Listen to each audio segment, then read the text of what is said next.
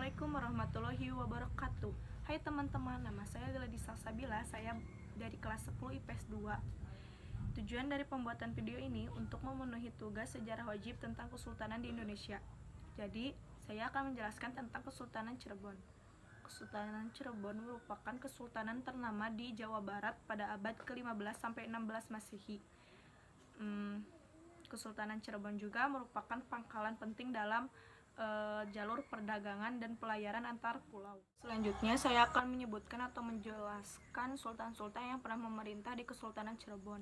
Yang pertama, pada tahun 1430 sampai 1470 ada Sultan Cirebon I yang bernama Pangeran Walangsungsang. Yang kedua, pada tahun 1479 sampai 1568 Pangeran Walangsungsang menyerahkan kekuasaannya kepada keponakannya yang bernama Pangeran Gunung Jati.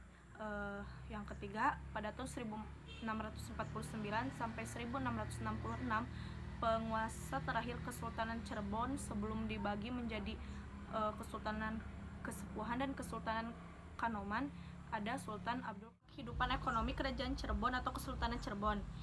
Jadi, setelah perjanjian 7 Januari 1681 antara Kerajaan Cirebon dengan VOC, Keraton Cirebon semakin jauh dari kehidupan kelautan dan perdagangan karena VOC memegang hak monopoli atas beberapa jenis komoditas perdagangan dan pelabuhan. Kehidupan budaya Kerajaan Cirebon.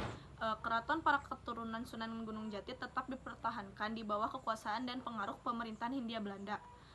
Kesultanan itu bahkan masih dipertahankan sampai sekarang meskipun tidak memiliki pemerintahan administratif, mereka tetap meneruskan tradisi Kesultanan Cirebon, misalnya melaksanakan pajang jimat atau peringatan Maulid Nabi Muhammad SAW dan memelihara makam. Kehidupan politik Kerajaan Cirebon. Pada tahun 1590, Raja Mataram Panembahan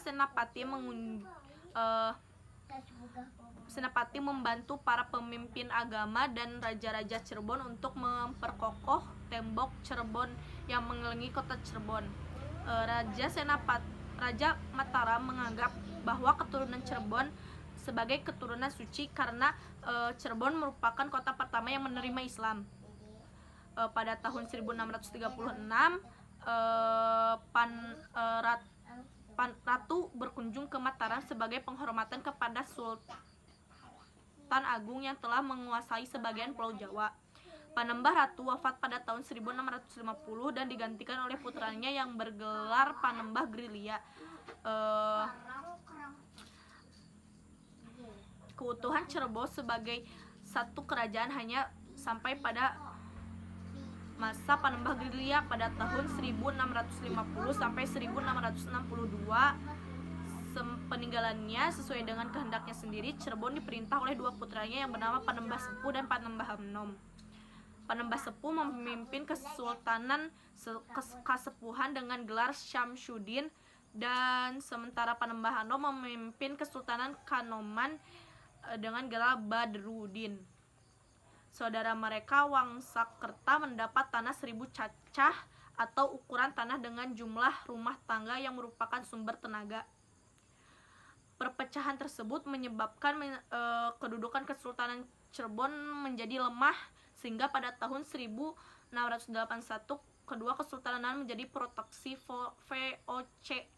Bahkan pada waktu Panembahan 10 meninggal dunia pada tahun 1697 terjadi perebutan kekuasaan di antara kedua putranya. Keadaan demikian mengakibatkan kedudukan VOC semakin kokoh. Sosial Kerajaan Cirebon. Cirebon berasal dari kata caruban yang artinya campuran. Diperkirakan masyarakat Cirebon merupakan campuran dari kelompok pedagang pribumi dengan keluarga-keluarga Cina yang menganut agama Islam. Menurut sumber berita tertua tentang Cirebon, satu rombongan keluarga Cina telah mendarat dan menetap di Gresik. Seorang yang paling terkemuka adalah cucu keluarga cucu yang sudah menganut agama Islam kemudian mendapat kepercayaan dari pemerintah Demak untuk mendirikan perkampungan di daerah barat.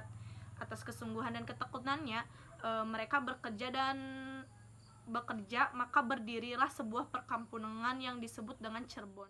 Bukti peninggalan kerajaan Cirebon yang pertama yaitu ada Keraton Kesepuh Cirebon, yang kedua ada Keraton Kanoman, yang ketiga ada Kereta Singabarong, yang keempat ada Kereta Paksi Naga 5, yang keenam ada Masjid Sang Cipta Rasa, yang ketujuh yang terakhir ada Makam Sunan Gunung Jati.